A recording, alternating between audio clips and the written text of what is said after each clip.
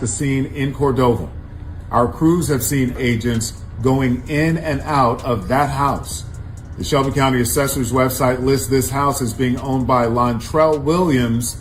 That is the name of both Pooh Shiesty and his father. The rap star is in a halfway house right now after being released from federal. Last April 1st, 2026, things turned serious real quick. Early that morning around 6, federal agents pulled up to Pooh Shiesty's family home in Cordova, Tennessee, making a loud, intense entrance that had everything waking up before sunrise. This wasn't no casual visit or local check-in either. This was the feds coming in heavy, executing both a search warrant and an arrest warrant at the same time. Now here's where it starts getting even more interesting. The house is registered under the name Raylo Williams, which directly connects to both Pooh Shiesty and his father. So when federal agents show up like that, the big question isn't just whether Pooh is dealing with legal trouble again, it's who they were really targeting and what set all of this off in the first place. And once you start connecting the dots from the past few months, things don't look simple at all. There's been a lot happening. Social media posts raising eyebrows, supervision-related concerns, and public statements where Pooh was addressing accusations while still under federal watch. That kind of spotlight builds pressure, and now it feels like everything just crashed together at once. This situation has layers, and every angle points to something serious unfolding. You need to catch this clearly because none of this feels random. To really understand why this matters, you've got to look at who Pooh Shiesty is and the level of attention he was already under before any agents even stepped onto that property. Born Lantrell Donnell Williams Jr., his story already carried weight, and now things have escalated in a major way. He came straight out of Memphis, Tennessee, and blew up fast, like overnight status. This wasn't just a normal rise either. This was one of the quickest and most explosive takeoffs the rap scene has seen in a minute. After linking up with Gucci Mane's 1017 music and singing label, everything shifted.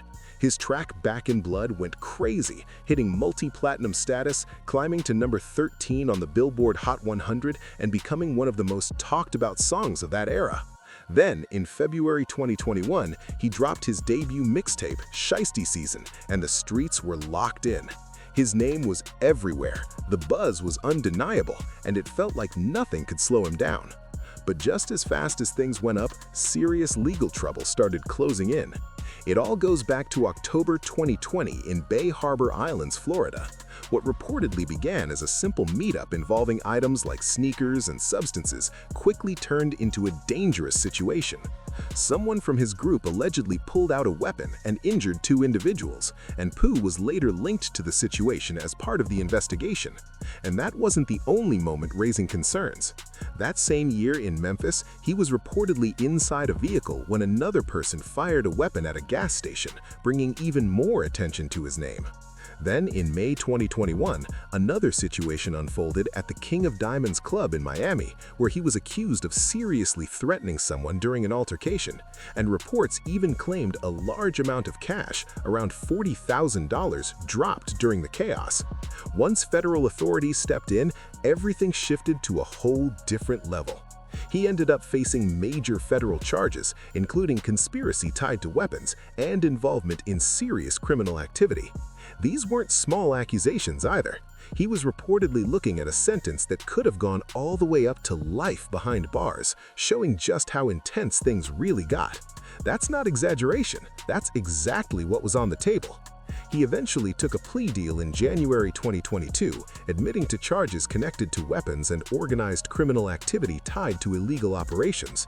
In return, prosecutors dropped 3 major charges, including the one that could have kept him locked away for life. By April 2022, he was sentenced to 63 months, just over 5 years in federal prison.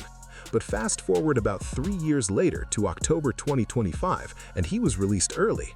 Good behavior, time credits, all of that played a role. His lawyer even told Memphis News Network WMC that he was focused and ready to jump right back into music, and for a moment it really looked like a full comeback was in motion.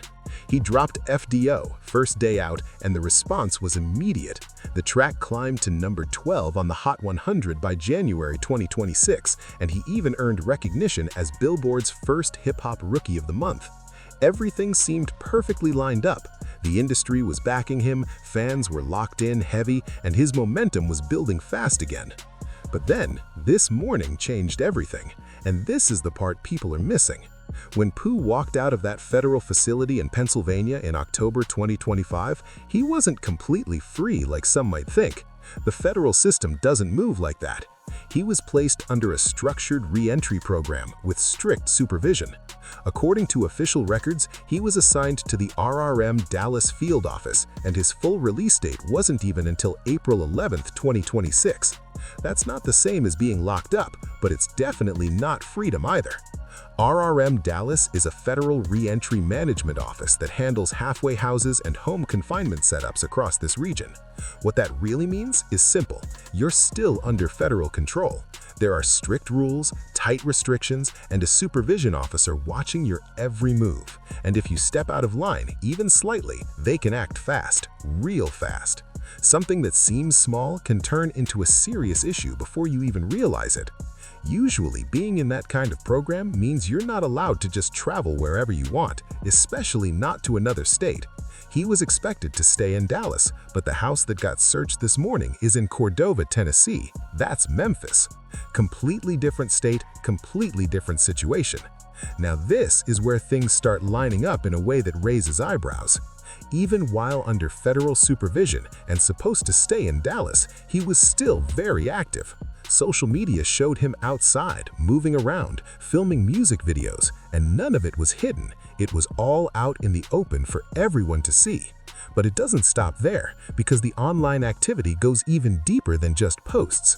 Toward the end of 2025, Pooh Shiesty appeared in a live stream with his close associate, Ben the Don.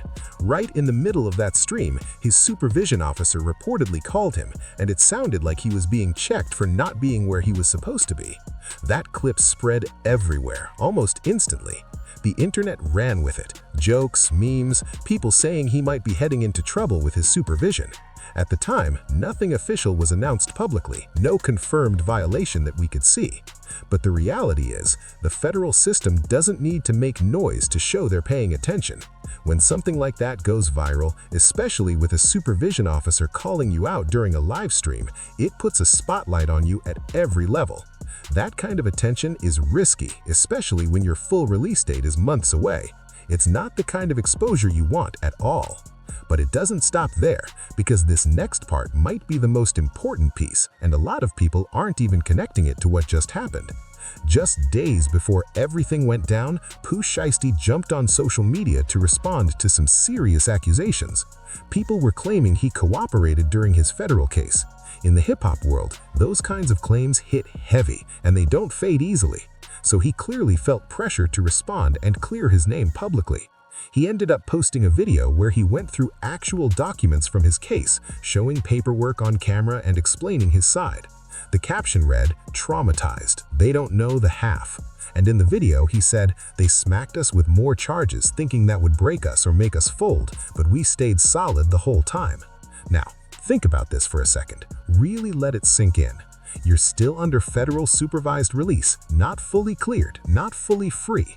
Your official release date is April 11th, and it hasn't even arrived yet. But at the same time, you're online speaking publicly about your federal case, mentioning details, talking about people involved, and putting it all out there for millions to see. That's not the kind of move someone makes when they're trying to stay low and avoid attention. It's the kind of situation that gets supervisors alert and watching even closer. It's the kind of move that can make officials start asking questions, because once you put something online, it instantly becomes part of the record. And here's the key part. Anything shared publicly is already accessible. There's no need for extra steps when it's posted for everyone to see. So when that video goes up, and then just days later federal agents show up early in the morning at a family home, it raises serious eyebrows. Nobody's saying one directly caused the other, but that timing? It definitely makes people look twice. Now this is where things get even more interesting, because this situation brings up a bigger question that not enough people are asking. Was he actually the main focus of that operation, or was something else going on? Let's break it down carefully, because the details really matter here. The property in question is a 4-bedroom, 3.5-bath home located in Cordova, a suburb just outside of Memphis. that location, those names tied to it, and everything surrounding this situation, it all starts forming a much bigger picture when you really look closely. The property was purchased back in April 2023 for $656,500, and according to the Shelby County Assessor's website, it's listed under the name Lontrell Donnell Williams. Now, here's where it gets interesting. That's a name shared by both Pooh Shiesty and his father, Terrell Williams Sr. That's not some small detail you can ignore. That could be a key part of this whole situation. Think about it from a federal perspective for a second. If authorities are looking into Terrell Williams Sr. for any reason, and the property is tied to that shared name, then that address becomes the focus automatically. If a warrant is issued under Terrell Williams, that doesn't always mean it's aimed directly at the rapper. It could be connected to the father, or even activity linked to that property itself. There are multiple possibilities here. It could be tied to financial activity connected to that address, or something involving someone else living there. Sometimes it's not about one person, it's about the location and everything tied to it. And that's what makes this situation feel layered and complex. Now, here's what raises even more questions. Pooh was supposed to be in Dallas under supervision, so if authorities were specifically looking for him and they knew his status, why carry out the operation at a Memphis property? There are only a couple of ways to look at it.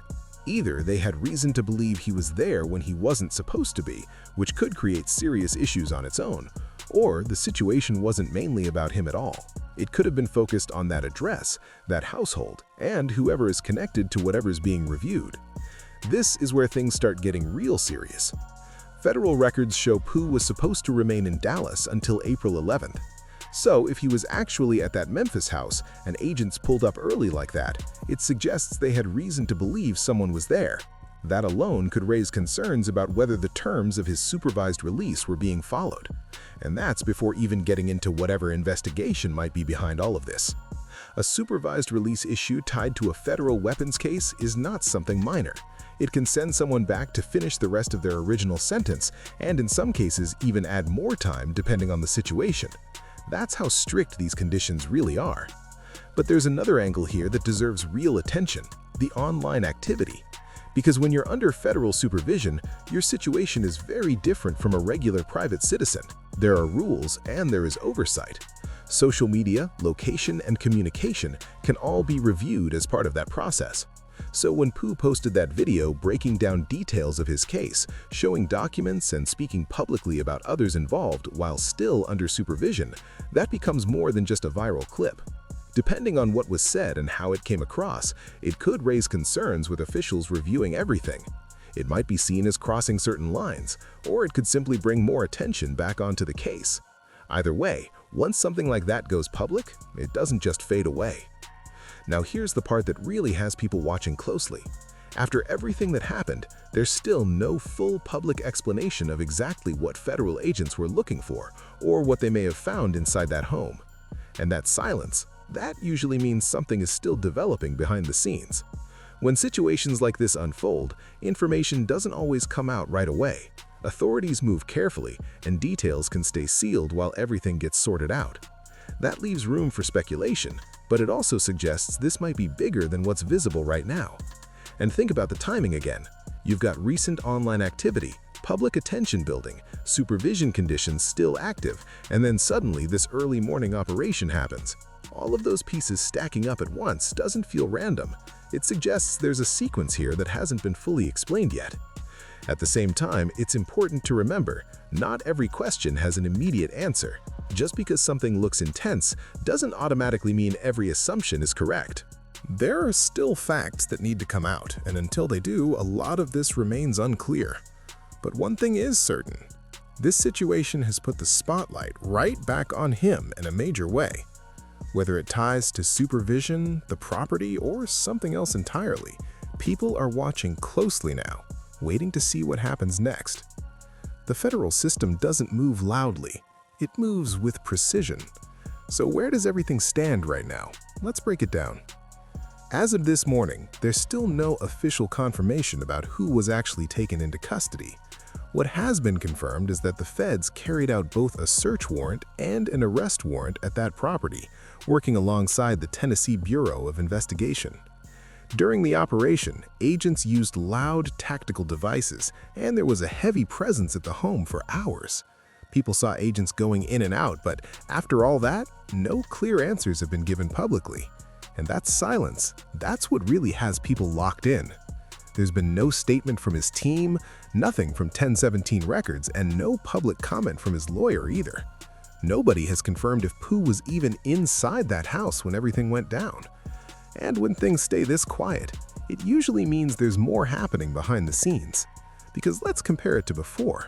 Back in January 2026, when rumors started spreading online claiming he had been taken back into custody, his team responded fast.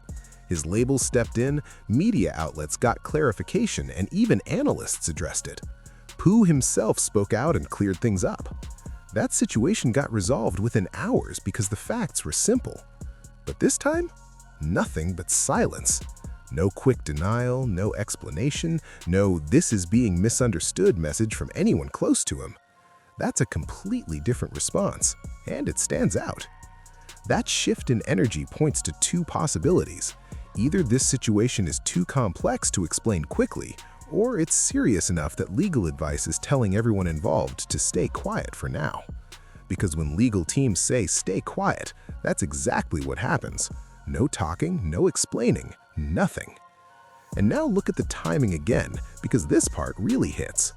His full release date from federal supervision was April 11th, 2026, and this all went down on April 1st. That's just 10 days away. Only 10 days from being completely done with supervision, done with check-ins, done with all restrictions. Think about that. After everything, the plea deal, more than 3 years in a federal facility, the structured re-entry program, all the rules, he was right there at the finish line, just 10 days away from full freedom, no oversight hanging over him. And then suddenly, federal agents show up at a residence with official warrants in hand. That changes everything instantly.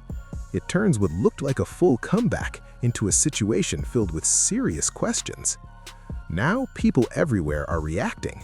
The hip-hop world is buzzing, social media is flooded with reactions, and conversations are non-stop. Some are debating whether this was targeted, others are questioning if his recent online activity played a role, and some are digging deeper into connections around that property and the people tied to it. There's also a wave of comparisons, with people trying to piece together what led to this moment. And then there's the irony that's hard to ignore. The same artist who dropped First Day Out, a track that climbed to number 12 on the charts, is now at the center of another serious situation. Online, people are already talking, speculating about what this could mean going forward. But this time, the tone feels different. This isn't just rumors floating around for a few hours. This involves confirmed federal activity at a real location with real legal weight behind it. Let's zoom out for a second, because this situation goes beyond just one person. There's a bigger pattern here, and if you really follow hip-hop culture, you already know what's being hinted at. One key thing stands out. The federal system doesn't just forget and move on. Local or state situations can sometimes get resolved and left behind, but when federal authorities step in, things tend to stay on record much longer. They build detailed cases, track developments, and pay attention over time. That can include watching public activity, reviewing online posts, and keeping an eye on movements and connections. And when someone already on their radar does something that raises concern, even if it seems small on its own, it can bring more attention. That's just how the system works. Looking at Pooh's situation, there were multiple moments that caught attention.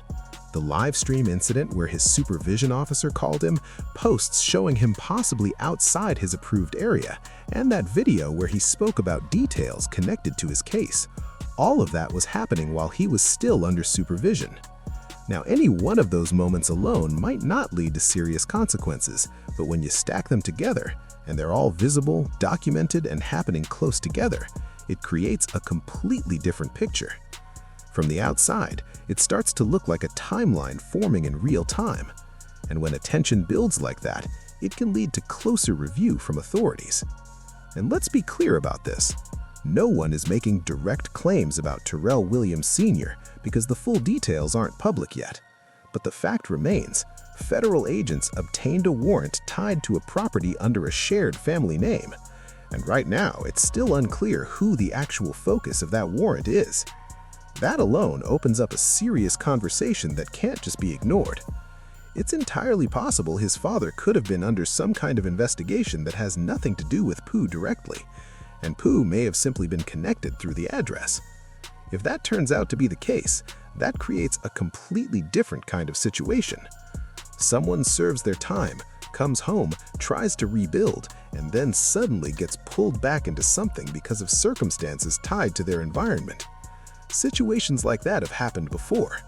There have been cases where family connections or shared residences brought multiple people into the spotlight of an investigation. When a warrant is executed at a home, everyone connected to that location can become part of the bigger picture, whether they were the original focus or not. And this brings up something that really needs more attention: the reality of life after federal cases, especially for artists trying to rebuild their careers. When someone comes home, it's not instant freedom the way people might assume. There are still rules, still oversight, and still a level of attention that doesn't disappear overnight. Every move, especially anything shared publicly, can be seen, reviewed, and interpreted in different ways. And at the same time, there's pressure to get back to normal life, to reconnect with fans, and to reclaim identity. And now, everything comes down to what happens next. Because this is the part that can change everything. Investigations like this don't just wrap up in a day, they unfold step by step, and each update can shift the entire narrative. Right now, there are still major questions hanging in the air. Who was the actual focus of the warrant? What exactly were agents looking for inside that property? And how does all of this connect to everything that's been happening over the past few months? Those answers aren't public yet, but you can be sure they're being worked on behind the scenes. At the same time, the response or lack of response from his camp is still a key detail. Silence like this usually means one thing: people are being careful. When legal situations are active, every word matters, and speaking too soon can make things worse instead of better. The next moves will likely come through official updates, not social media. That could mean court filings, public records, or statements released at the right time. Until then, everything else is speculation, and in situations this serious, speculation spreads fast and gets out of control. One thing is clear though, the spotlight is locked in right now. Fans, media, and the industry are all watching closely, waiting for confirmed information to drop. And depending on what comes out next, the situation could either settle down or turn into something even bigger. There's always that urge to speak out, explain your side, respond to accusations, and show the world you're doing okay. That feeling is natural. Anyone in that position would feel the same. But at the same time, those actions can bring serious attention, especially when someone is still under strict supervision. Pooh Shiesty had a lot on the line, and now people are questioning whether every move was handled as carefully as it should have been, or if something bigger, completely outside his control, played a role in all of this. The truth is, right now, the full picture still isn't clear. What is clear is this: just 10 days before his federal supervision was set to end, federal agents showed up at his family home early in the morning with official warrants. That's not something you can brush off or explain away quickly.